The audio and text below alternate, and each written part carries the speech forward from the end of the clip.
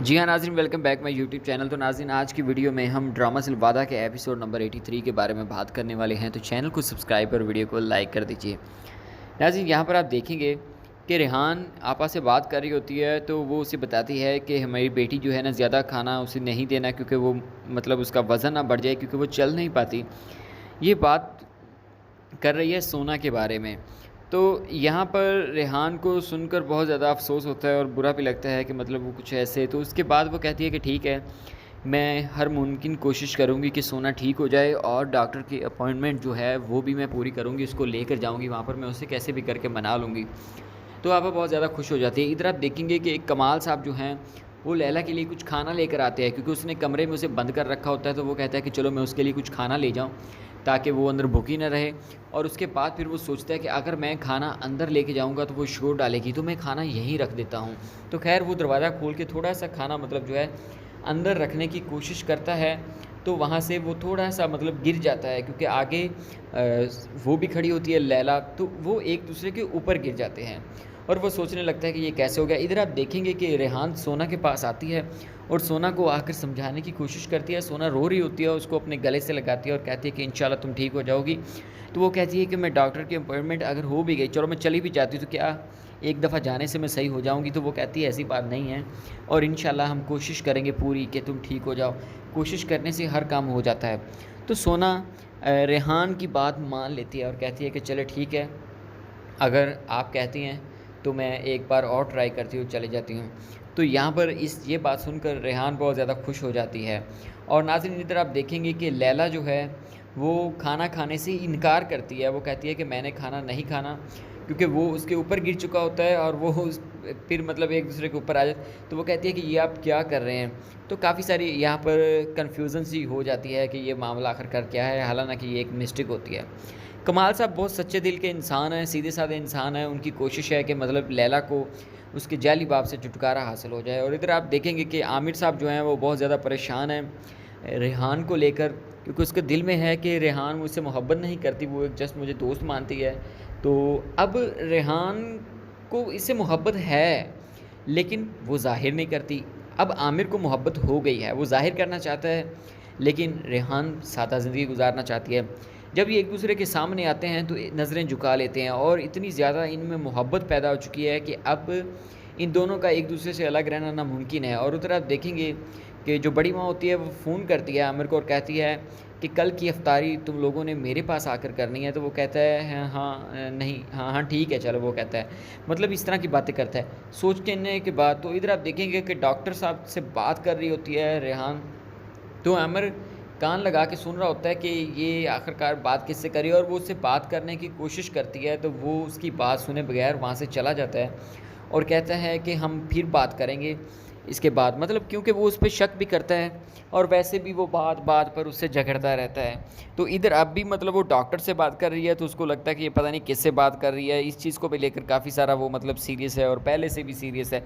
हालांकि ऐसा बिल्कुल मामला नहीं है। जो रेहान है वो बहुत अच्छी लड़की है, एक बिल्कुल सादा लड़की है, इससे बहुत ज़्यादा मोहब्बत करती है, इसे भी ये इल्म है, लेकिन फिर उसके बावजूद मतलब ये कुछ ऐसे ही उसके बारे में सोचता है। तो इधर आप देखेंगे कि बेबी सिस्टर जो होती है वो लैला को बाहर निकालने की कोशिश करती है, लेकिन वहाँ पर कमाल साहब कहते हैं कि ऐसा हरगिज़ नहीं होगा, बल्कि आज रात तुम घर जाओ, तुम्हारा यहाँ पे काम नहीं है, मैं खुद संभाल लूँगा।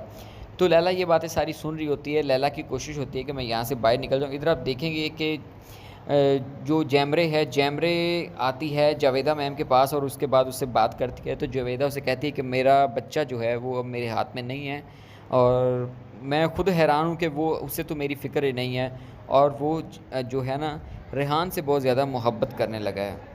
तो इस चीज़ को लेकर काफ़ी सारा सीरियस मामला हो जाता है। तो नाज़रीन, यहाँ पर वो देखेंगे कि जब आमिर जो है वो बाहर जाने की कोशिश करेगा, तो जो रेहान है वो भी सॉरी जैमरे जो है वो भी उसके साथ चली जाती है गाड़ी में बैठकर, और कहती है कि मैं भी तुम्हारे साथ जाऊँगी।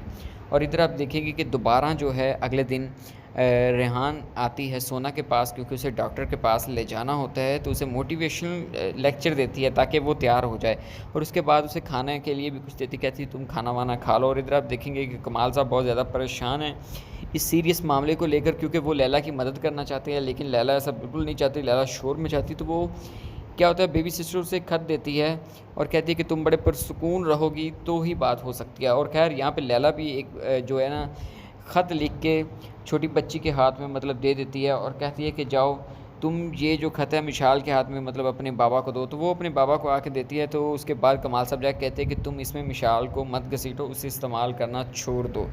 तो नाज़रीन यहाँ पर लैला खामोश हो जाती है और आगे आप देखेंगे कि यहाँ पर सोना के बारे में जब हिकमत साहब पूछते तो वो बताती है कि वो जाने के लिए तैयार होगी और ये सब कुछ रेहान ने किया है।